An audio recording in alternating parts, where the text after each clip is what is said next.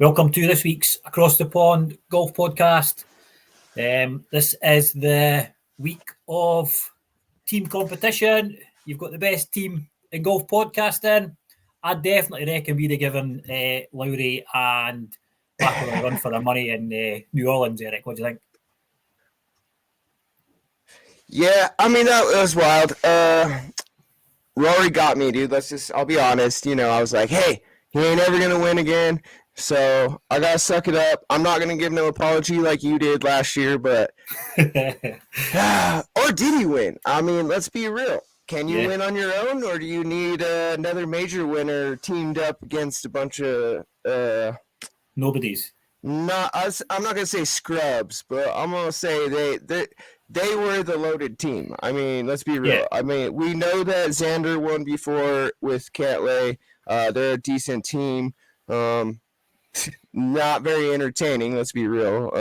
But personality is weak. But Rory and Shane, I mean, I think that just gives more into why aren't these boys starting their own team and live? Come on, boys. Aussie. Y'all missed out on the party, bro. So I'll give you my take on McIlroy and Lowry. So they're obviously within their rights to tee it up, right? It's a PGA sanctioned event. Lowry's played in it before. Padraig Harrington's moved on to the Champions Tour, so wasn't going to be partner him. So him and his boy go out for a few drinks, they have a boozy lunch, and Lowry manages to rope in the biggest name in golf, with the exception of Scotty Scheffler, right? So he's like, right, I'm going to get Rory. They come down there, they go on and win the event. They win $1.5 million each. They win 400 ranking points. I think it's a bit unfair. I think that tournament was kind of set up for some of the lower ranked guys to get some points on the board, get some money in their pocket, and then big time McIlroy just swoops in. Nah, we'll just take that off you. Yeah, like I said, they're entitled to go and play in the competition. I just don't think it's very fair on the smaller guys. Yeah, I'm still here, by the way. I don't know. Maybe Eric won't be on camera today. Maybe he will. I don't know. Technical issues, but I do think you're right. I'll let you blabber on in a second, and I'll just take over for just a quick second while I try to figure out these technical issues. But, yeah, man, I'm with you. I think the 400 points are kind of weak. I think Zurich is really undeserving of FedEx points. That's just my opinion. FedEx Cup's kind of a solo go low, and they went duo go low, and they clearly teamed up. I think this is one of those tournaments. If you're in need of, picking up a few points, and that early in the year, I mean, why don't you just pay somebody, dude? I don't know. You know what I mean? I'm not saying that's what Lowry did. Lowry's, a good golfer in his own right. He's likely to make the big show at the end, with or without this little masquerade they just pulled off. But and they are friends, and they have been for years, so it's not like a complete left field. I'm just going to go out and find the best player I can get to come and play. Just for me, you'd be gutted for kind of Chad Ramey and Martin Traynor. I mean, I've heard of Chad Ramey, but I've never heard of Martin Traynor. But I'm pretty sure he could have done with 1.5 million and the 400 points to kind of boost for the rest of his season. So they started on the last day in 27th place, and then shot a 63 to end up on 25 under, which is obscene scoring for an alternate shot. McIlroy, what were they? They had a 4 under 68, an up and down birdie on 18 to take it to the playoff. And then Traynors missed his a 6-footer on the playoff, and the boys went on to win, which is Rory's 25th win on the PGA Tour, and it's Shane Lowry's 3rd. I'm kind of in that same vein that you were just getting on there, that I don't think they should really be counting towards your record either. Because he's not done it on his own. It's a team event. You wouldn't count your Ryder Cup wins on top of your kind of PGA stuff, would you? No, dude, and I just think it's wild. especially, early. Let's not say that Rory's against Liv like he was in the past, but they're talking. People are talking all this stuff about team events and this and that, and how Liv's not exciting. But let's be real, dude. Liv was the tournament to be watching this week, not Zurich, man. I didn't want none of that. I did watch it. I did catch up on it. Of course, I knew Rory won. I saw kind of where everyone else was at in the field. But I just don't see it. If this is counting towards FedEx points, then how are you going to go and say their team events over there when they're still playing solo in reality? Isn't getting overall world golf ranking? Yeah. Come on, dude. And then you got these other. I mean, I don't know much about this other league that just popped up, but there's another league out there that's just doing 54 holes. I'll have to check up on what the name of it is, but it's just a low ranking league, and they actually just qualified to get overall world golf ranking. And you're going to give it to these boys, which even if I read the full list of names, there's no doubt I know not a single one of them. I'm not saying that they're not professional. I'm not saying they're not good. But I am saying they're not the Live Golf professionals. The dudes who've won in the past, the guys who have the record to show, the receipts to show for their accomplishments and their abilities. And it's a little wild and crazy for me, dude. I'm not with it. Yeah. No, I think, like I said, I think it is a strange one for McIlroy to get involved with. He seemed to be having a good time as well. I mean, the two of them are on the microphone singing "Don't Stop Believing" at the end of it. So McIlroy seemed to be in a kind of good and happy place. But he would be because he's playing with his pals. So I suppose that takes a bit of the pressure off him as well. Obviously, when you play alternate shot as well, the kind of first rules are there's no apologies. So McIlroy misses a putt, it's not like he's going to have to apologise to Shane Lowry for it. Lowry's a solid putter of the ball, and he's got a good short game. He kind of spoken at the beginning of the week as well that Rory McIlroy is going to be putting him in places he's never played from before. He was absolutely piping his drives, and he's like 80 yards up on where Lowry would have been. So Shane Lowry's then got pitching wedges and 9 irons into the green when he would normally be a wee bit further back. So it obviously worked in his favour. And if this is maybe the catalyst that Rory needed to kind of shake the dust off a bit and, get him playing with a bit of freedom again and enjoying himself, well, then that can only be a good thing because, as we said, and I went crawling back to him last year, he is one of the top golfers in the world, and it'd be good to see him getting back. Said that, I still don't think he'll win a major this year. Nah. I don't think he's up on that level. I was looking after last week about I seen somebody had on X that you were getting prices for Scotty Scheffler to do all four. I don't think that'll happen. I know we touched on that last week as well. But I don't think Rory's going to be competing in the majors. I think he'll pick up the odd kind of tournament that'll get him there on the last day of the Tour Championship, and he might go out and win that one again. But I can't see him kind of competing in the majors. I'd like to see Shane Lowry competing. I like his overall attitude. He just seems to be if it goes in, it goes in. If it doesn't, it doesn't. He doesn't get himself too down. He doesn't take himself too seriously. So, I like Shane's attitude. I think it was a breath of fresh air for Rory. Part of me does want to see him win again. Because Scotty's cool. But he just brings a little bit of a different crowd, brings a little bit of a different excitement. Scheffler is awesome, dude. He's a great golfer, but when Rory wins, he wins with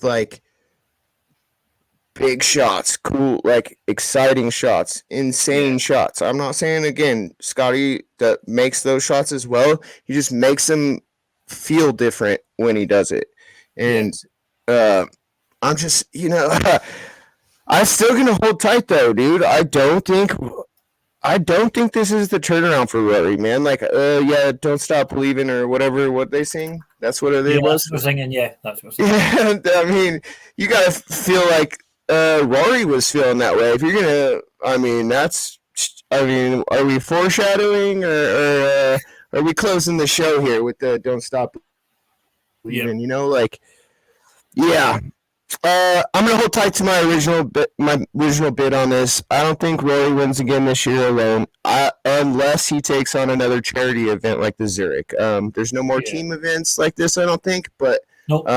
There are still those sideshow tournaments. I'm not gonna call out the ones that I normally call out, but let's just say sideshow tournaments that he could go out and really, if he wanted to, just take down with zero pressure. I feel like, and he'll be playing with kind of what I'd call like the AA schedule or the AA roster. And if he wants to win, I think that's the way to do it. He's going to keep his points. He's going to make the FedEx. I don't think he's going to do much with it. I think he's quality still. He's he's still going to bracket up in it. He's not going to make top 10. He might pull out some late run achievement. I still don't see him winning. But he could absolutely prove me wrong, though. You know what I'm saying? He probably will. He probably will. Yeah. He's that type of guy. So, moving on to Liv. So, they were in Australia this week. I did watch some of the Liv coverage, as did 100,000 guests. Whether they were paying guests and spectators is still up for debate, because there's still that rumour circulating that Liv are giving away tickets for nothing to try and draw big numbers. There was also the theory as well that this was set up for the Ripper GC to win it at home so that they could do the whole have the party thing. This story kind of raised its head last year, where they had the watering hole, and lo and behold, Chase Koepka has a hole-in-one on that one, and there was all the conspiracy theories coming out afterwards that was a remote control ball, and somebody had used the remote control to get the hole-in-one so that they could get the numbers up. I thought the Live broadcast went really well. I don't buy into it was being a setup, but that is being discussed, and you could see why there would be some legs in that. They're trying to grow the game worldwide, and they've gone to Australia, who doesn't tend to get many PGA events, so they've come out in force. They still obviously support Greg Norman. He's a national hero over there, so they've come out in force for him, and it is kind of a middle finger to PGA that when they have their events there, they don't do anything near the numbers. They're talking about 100,000 through the doors over the 3 days. However, that's 100,000 people through the doors. I don't know how many other people were watching it online. When I had the live board up on Sunday morning for the last round, I think there was only something like 15,000 watching the live YouTube link. Now, the final round of the PGA event that McIlroy was playing in, there wasn't as big a crowd through the door physically on the properties watching it, but they did 1.85 million in views on that last round alone. So, you can argue who's had the more successful event. Is it eyeballs on the telly, or is it boots on the ground? What do you think?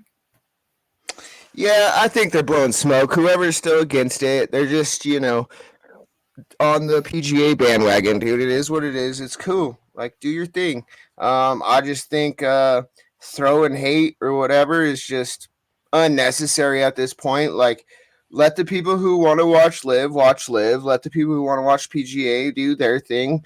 Keep on promoting whoever it is you like without throwing shade on the other tour. It's unnecessary at this point. Look, dude, even if they did give away tickets and that's their marketing scheme, dude, they had 94,000, right? 94,000. Yeah. Let's just say 100. They had nearly 100,000 people come through. Let's just put it into ratio of sales, dude. Yeah. You're telling me that 100,000 people came through the door, and in Australia, you're going to tell me that 60 to 75,000 didn't buy at least one beer? You're telling me sales isn't going towards Live. You're telling me this and that. Like, I've seen some of the broadcasting numbers. They're on the way up, dude. They're on the rise. And I think Live is smart, dude. Like, let's say I think PGA missed out on Australia. I think there's a huge market there for golf. It's very clear that they support the sport, and Cam Smith is there, Greg Norman's there. They're really their two icons for the sport, and they showed out for him, man. Unfortunately, the watering hole, it did get some extra coverage this week. It wasn't for a hole-in-one. It was for an unfortunate fan throwing a bottling. Yeah, that's I don't know. That's just immature, dude. Whoever did that is yeah, dude. If you're gonna throw some bottles, I guess chuck them where necessary. But that was a blatant and obvious. That's not just lobbing the ball onto the green. Yeah. That's directed right at that guy. And what makes it worse is the fact that it's an Australian's caddy. It was right. Lucas Herbert's caddy, who we've discussed before. He looks like one of the boys for his Easy Top. He's the coolest caddy going. He wears the Nike high tops on the thing. He's got the big beard, and then he's getting pelted with water bottles from the crowd. So that was a bit out of order. That, but yeah, I'm not with that, dude. With that said, like, you know, it was fun, dude. It was fun to watch. I really do enjoy watching him. I'm not even gonna lie. Like, I turned on the Zurich and this and that. It's still, I mean, one of the struggles for me, and I'm sure you guys over on your side of the pond deal with it on a weekly occurrence or whatever, depending on where they're at.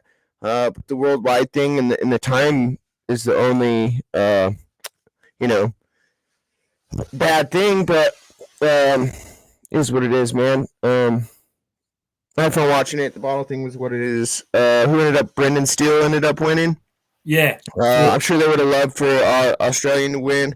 But the Aussie got their notoriety this week. Let's be real. Liv, and then what was it? JM Eagle. What's her name? She was the Aussie girl from PGA. Hannah Green. Yeah, Hannah Green. She's also an Aussie, and she ended up winning this weekend. So Aussie golf was on a top-notch moment, basically. Yeah. So did you catch the end of for the playoff then for the team event? So the two teams have finished at 53 under par. So for 3 days worth of golf, I know it's a team format. They've managed. Both the teams have gone 53 under par. So that is good shooting in any competition. For a team to get a score as low as that. So they then go to, it's like team captain against team captain, and you pick one person from your team to make your partner, and then you both play your ball, and it was like a combined score. So the South Africans had the advantage the first hole, but could only manage 2 4s. So they had their 8. Cam Smith had to play out of the crowd and chip out a bunker and stuff, so he finished with an 8. They go back again, and then the South Africans just kind of blew up a bit, and then the Australians finished with the 2 4s. So obviously getting the win gets them on the big podium, gets them in the champagne, doing the shoeies. I'm not sure I'd be quite up for drinking bottles of champagne out of the sweaty shoes that I've worn all the way around the golf course, but that stems from some sort of rugby tradition, I believe. So yeah, they did that. Seemed to have a good party, and like you said, it's a good showing from Australia. You know, they've really shown out for Liv, because that's 2 years on the bounce now that they've had massive crowds there.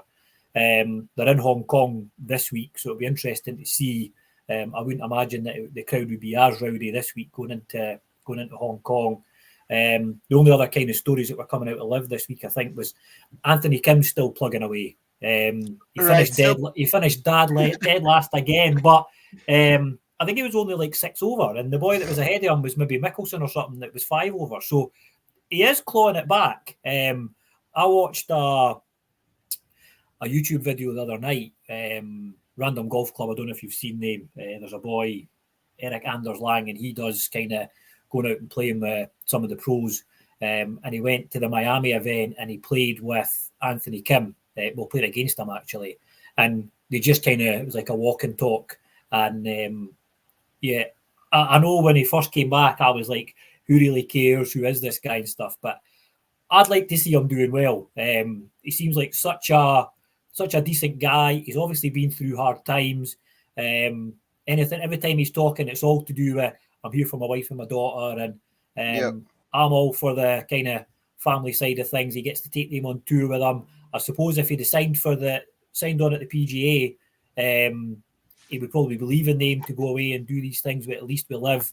They're on private jets. They're getting to kind of see a bit of the world and stuff. So I'm an Anthony Kim fan. I'd like to see him do well, and hopefully he can get himself off the bottom of the pile and kind of beat a couple of these players. Yeah, I'd like to see Anthony Kim not finish DFL. I'm not a hater. He could do his thing, and I'll support him. I'll watch. I do like the team thing a little bit. Like I did see the playoff. I did see, I think it caused a little bit of stir, and it's fun. And yeah, dude. Let's just say AK. Let's see. I did so +6. Poulter was +4. Stenson was +3. So he's not a million miles away. He's not a million miles away. Like when he first not came way out of there. He was shooting like 20 over, and the nearest guy to him was like 4 or 5 over or something. And then that's because he's not been playing. But he seems to be getting himself dialed in. I think he's been going for club fittings, and he's doing all the right thing, and he just seems to be going out there and plugging away. So I'm all for him now. I'd like to see him, as you say, drag yourself off the bottom of the table, get yourself a couple of decent wins, and then who knows, he maybe gets picked up by a team next year. I don't quite know how it works, where obviously they've got the wild cards and he's not attached to a team at the moment, but they obviously they have relegation from that league. So if he does finish dead last over the season, is he an automatic kick out, or is he going to be one of these ones that they're like, yeah, we maybe could keep him because he's starting to play again? So it'll be interesting to see how that progresses. I think here's the thing. I think he came in a little early. I think he came in with no clubs that were fitted to him. He came in being unknowledgeable of the technology that could have advanced him and quickened his reintegration status. You know what I'm saying? I'm not sure if anybody else would have gave him a chance like Liv did. Obviously, they wouldn't have supplied the financial ability that Liv is supplying. I think that him coming so quick and doing the fact that he came in back so quick made it a little bit of a dog and pony show that was unnecessary. I think he could have came in and played a couple rounds. They could have got some training in with still being supplied some financial in order to do so. I do love that he supports his family in such a big way. It obviously means a big deal to him to just kind of be back in supporting them or whatever. And, I do wish the best for him. Like, I don't really like seeing, good people lose. Bad things happen to good people. Dude, it just is what it is. Yeah, man. So it just is what it is, man. People make bad choices, and forget. It's all good. I've made my own bad choices, so shoot. Yeah. On the way up, let's just do it. Get it, boy. So we'll see what happens the rest of the year. I don't know if he could get picked up. Maybe somebody gets hurt, and knock on wood, hopefully that doesn't happen. But say there's an injury or something, is he next on the docket to be picked up on a team? I don't know. Next year, I don't know. I don't think going out and picking up a name from another league that we're unaware of is going to bring better numbers than what Anthony Kim would. If he keeps finishing DFL, he's not going to be any good for any team. And I wouldn't be against them not picking him up, because I feel like that would be on the team at that point. Like, I'm not going to be an NFL team or, let's say your football, but I'm not going to go pick up a big name that just can't play the sport anymore. So I wouldn't frown upon any of them to not pick him up, but I'm sure there is some pull and some Greg Norman type, Saudi type pull for them to influence them to pick him up. But we'll see how it goes. So before we leave the live, the only other thing I kind of picked up on that I thought was a bit off with the crowd is, particularly in the last kind of playoff holes, they were obviously rooting for the Australians to win, and that's their home team, and they don't want the South Africans to win. But normally the golf is very well-behaved and well-mannered, and as soon as somebody goes to take a shot, you kind of shut up and let them get on with it.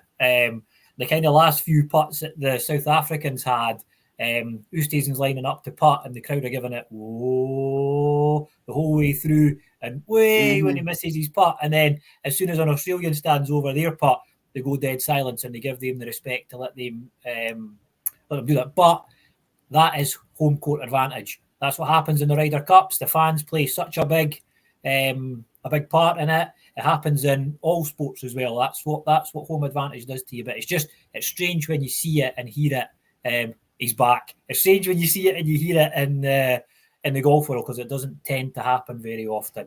That's all I've got to say about that. Yeah, it is still strange to hear it happen. I mean, if it had like the rugby feel or the football, the soccer appeal, and I like that. I think it's fun, dude. Like, if you missed your putt based on some people making noise, I mean, that's weakness in your game, in my opinion. Yeah. If you need dead silence, man, that's just weak, dude. Go play in a simulator, dude. Everyone's partying, having a good time, talking. Like, for real, I would prefer people will be talking behind me. Yeah. Like, if it's in the moment or if it's in the conversation lag when we're like, hey, dude, and then all of a sudden everyone turns and watches the shot. Like, that just, it comes with the scenario, but I think there's a weird feel, a weird vibe when for 15, 20 seconds, depending on, who's up hitting, that there's just a complete lull in conversation and everyone's just sitting there staring. Like, it's just because it doesn't happen very often. It makes it a bit more kind of, brings it to the forefront when they're doing it from there, and particularly when it's, as I say, the Aussie team are the ones that the fans want to win, and they just make it known that that's what they want to win. So I did. I think it was quite funny, and the South Africans took it well. You could see Oosthuizen laughing afterwards and things. So I don't think they were overly concerned with it, but it is just one of these. Like, can you imagine if they debuted? Imagine if they debuted, like, did that to Tyrrell Hatton or something. He'd be launching clubs and caddies and whatever he can find into the crowd at them. This is what I'll say, though. If that's the case, bro, that's all about that home field advantage. Hey, dude, you come into Denver playing football. Let's just say we're talking American football here, but you're a Denver Bronco fan. The other team's coming in, bro. We're booing, chewing, all the things, dude. I don't care. We want you to lose. I want my home team to win, and hey, bro, that just means pull some weight when we get to your hometown. It's likely, we'll visit a location that the other team was getting booed on, and they're just gonna have to find some networking, dude, and get their own people out there to boo the other crowd or the other teams, dude. It is what it is. It's just part of sport. It's part of most sport. Really one of the few sports that doesn't have, crowd work basically is golf. And I think it's that much more exciting. I'd much rather go to that.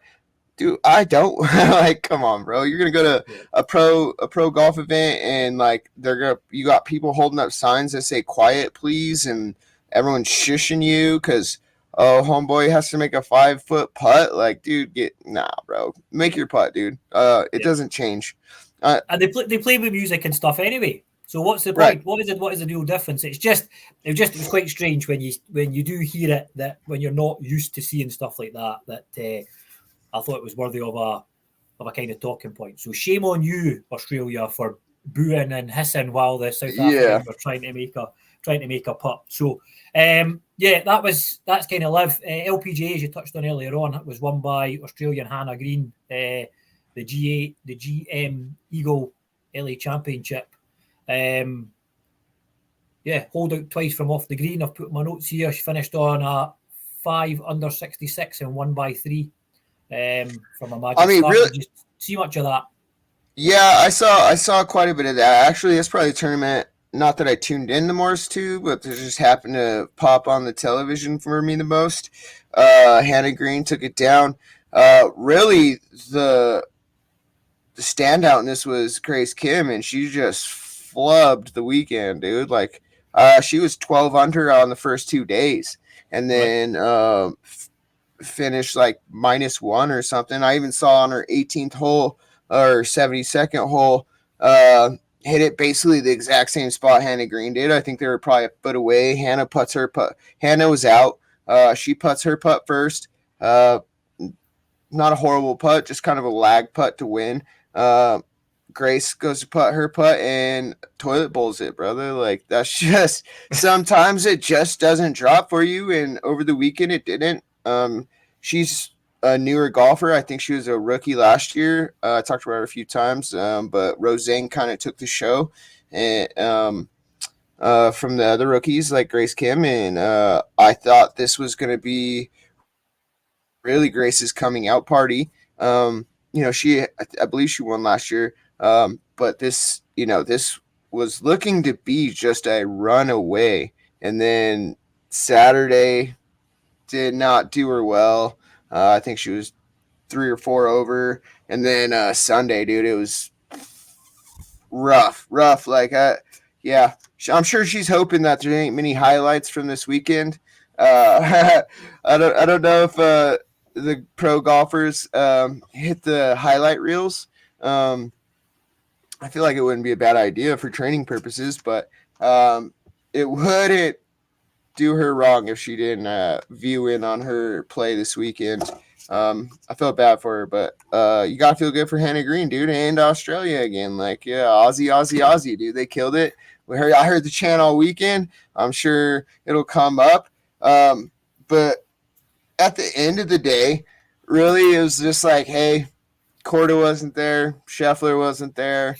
Y'all take you guys go ahead and pull up and take your tournament when you can, because I'm sure they're coming back soon. So, yeah, that was the thing. That's the thing I've written down here. I've got I've taken a couple of notes of just who'd scored from where. Chip and birdie on the par 5, on the par 3 12th. Hannah Green's got a 25-foot for eagle from the fringe on 15, and then I've put, however, she won in a field that didn't include Nelly Korda, because exactly as we said last week, Nelly Korda's kind of the only show in town for ladies golf, and she needs a break. She's going to get burnout, but you're right. This is where these guys need to step up and try and take something, because when Queen Nelly decides that she wants to come back again and compete, then they're going to find it really, really difficult. Charlie Hull finished tied 13th on 2 under. So I haven't even spoke on her this year, bro. I know, you'd be really quiet. That's why I thought I'd bring her up. That's why I thought I'd bring her up. But I still follow her, dude. I don't miss out on any of the social media. We just haven't seen any of that excitement from her pulling up on that final day madness she likes to do. But she's still playing well, dude. And but like you said, Nelly wasn't there. I think this was a great weekend for her to take off after winning her major in the Chevron. Going into the JM Eagle, she took this week off. Next week they have off as well, so she's getting a 2-week break. I don't know if she's going to come back after that. I think they got, what I just see, the schedule is Cognizant, I believe, or where are they at next? The next one? March, April, May. Cognizant Founders Cup. They're coming back to America. There's one Jin Young Ko won last year, so she'll be defending, but I would assume we'll see Nelly there, but I don't know. Yeah, we'll keep tabs on that. DP World Tour are still on the Asia swing, so they had the ISPS hand up. That was won by Katsuragawa. I've probably completely butchered his name there. But he had a 3-shot win. He's the second Japanese player to win this season. They went back to back. He was competing against Soderberg from Sweden on the last day. He had 5 birdies and 7 holes in the back 9 to win it. the young Japanese player. So that's good for him. And they're moving on to China this week. So we'll see what that brings. There was also the golfers with a disability. We spoke about that last year. We're going to get a couple of the players from that tour are going to come on the podcast in the next couple of weeks. So really excited about that. They were playing in Texas at it was their version of the CJ Cup. CJ Cup Byron Nelson, and Mike Brown won that today. He won it all with even par. There was 8 men in the field, 2 females, and it's the first time that they've had one of those events in America. So that's good. Like as I said, we kind of covered it a little bit last year, and then we maybe let it slide a wee bit then because of everything that was happening in the world of golf. But really keen to try and shine a bit of light on that this year again. So we'll keep some tabs on that. Yeah, I can't wait till you bring him on. Obviously, I got my thing, and I'm sure I connect real well with him, and I'm interested to watch more of it myself. I'll have to tune in and see when I can catch more of those tournaments. It's just the eyeballs, really. Like, it's not. It is shown over here, but you kind of get like a highlight reel at the end of it. You can catch it on YouTube and things like that as well. But I think that's really all it needs is a bit more eyeballs on it. So hopefully some people start picking it up. Yep. If eyeballs make the money roll in, dude. Without viewers, it's hard to even get highlight reels. But yeah, I'll us promoting it can only help, and I hope that it does catch some viewers, and I'll definitely be one of those. I'm not doing a disability tournament, but I've been part of the VGA, which is the Veteran Golf Association over here, and it's got a big group. I think there's like something like 14,000 members in it. I don't know how many people play on the regular. I joined, I believe, 3 years ago. I've only played in it twice. However, I've signed up for 2 tournaments coming up this Saturday, and then I got one on the 11th.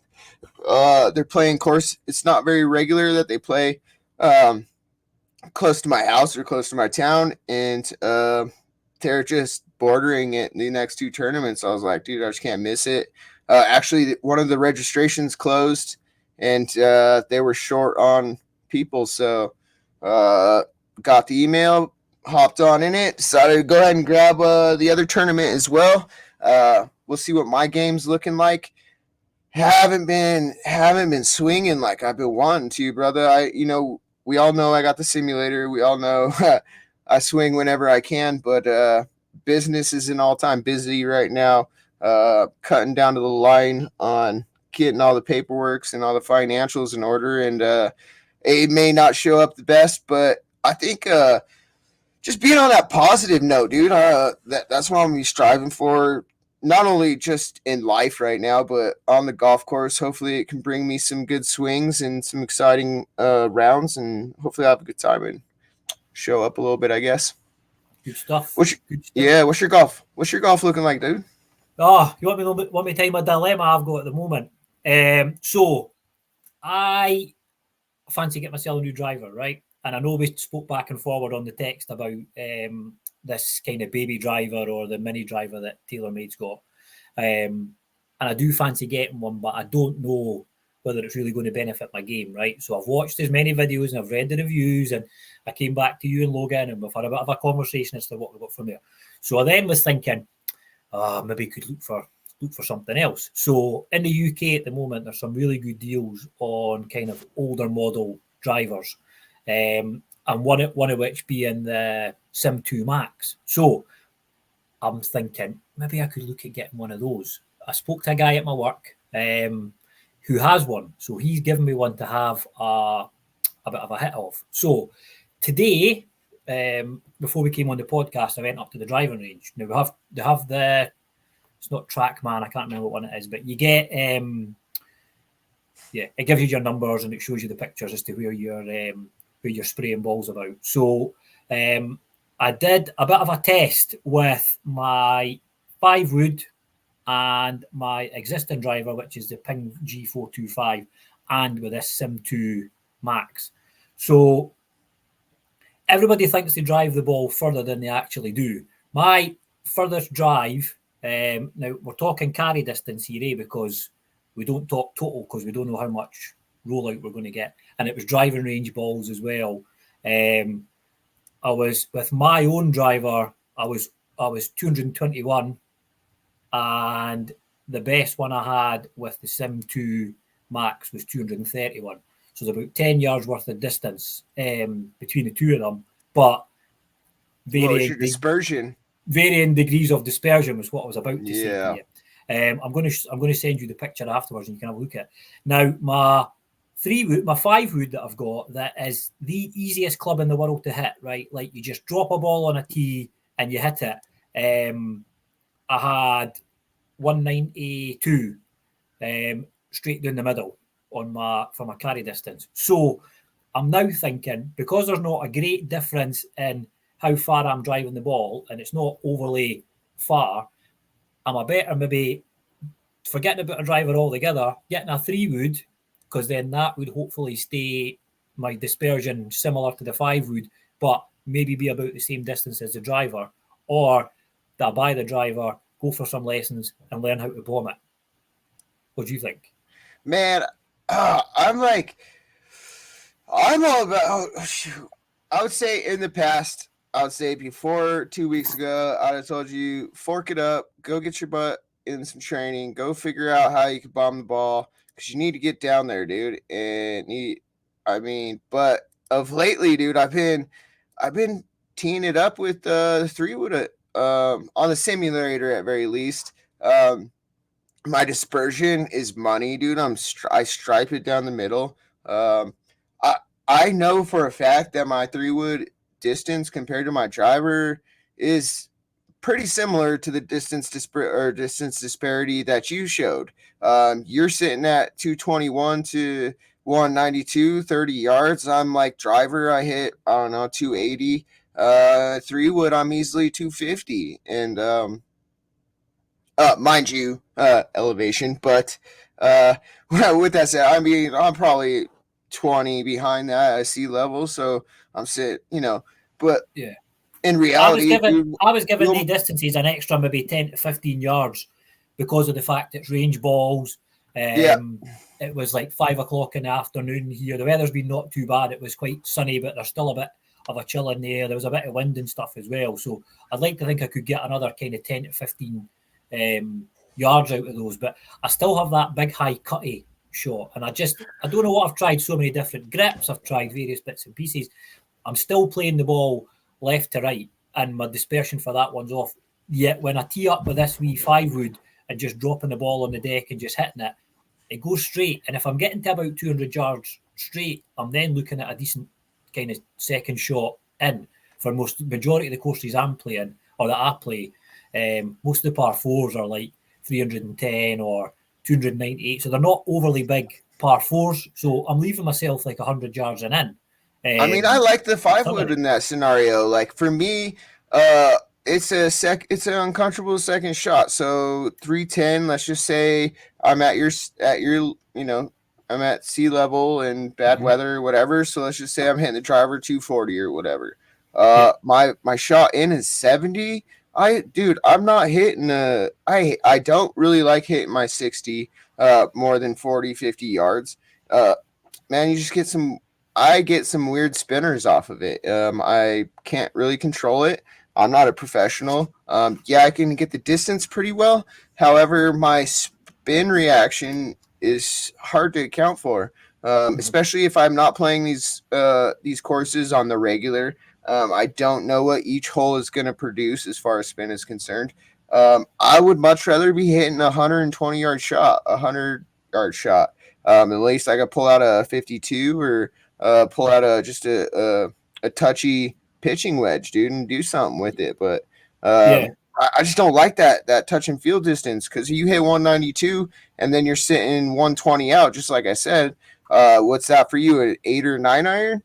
Something like that, yep. Yeah. So then, Yeah, so then you're sitting at I feel like a way more comfortable shot. I mean, that's not a big club. You should still be fairly accurate with that club. Your dispersions should be fairly accurate. I know let's just say I hit my 9-iron 150-ish to 160s where I put my 9-iron in. Dude, I'm money with that club. 8-iron's a little more, but dispersion maybe 5-10 yards, but like, dude, my distance control is key, bro. It's on point. It lines up with Tiger's ideals. It's like B pen high. When I'm hitting a 60, 70-yard shot, more than not, I am controlling the left to right dispersion, but my my length is the disparity in this. Whereas I would be 10 yards left or right or 5 yards left or right with those more accurate distances or the longer distances, I'm probably at least that in length when I hit from that distance. I mean, that's on me to get on the short game practice areas and figure that out.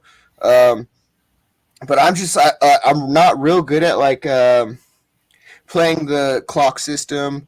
Because once I play the clock system, then I struggle with power management, and I'm purely speaking for myself in this, but from me to you, I'd like to see you in that 350 range and below, hitting that 5-wood, 3-wood. If it's going to, of course, my battery's going to die. Gosh, everything is going out. But hey, if you happen to lose me, thanks for tuning in. But anyway, dude, 350 and below. I'd like to see you on those other clubs, and above that, maybe go ahead and still hit your driver.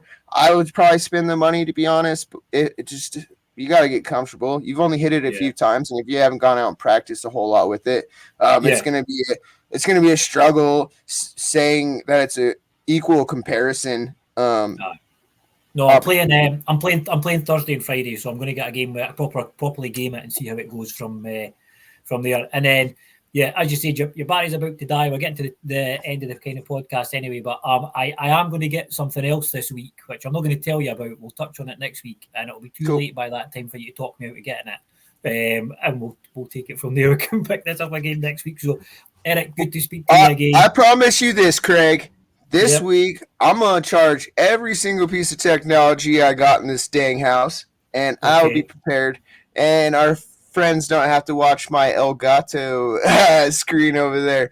Thankfully, the podcast is audio. That's what we strive for. If you're watching or listening, definitely tune in on our Spotify or any of those podcast channels that you tune in on. Across the Pond Golf.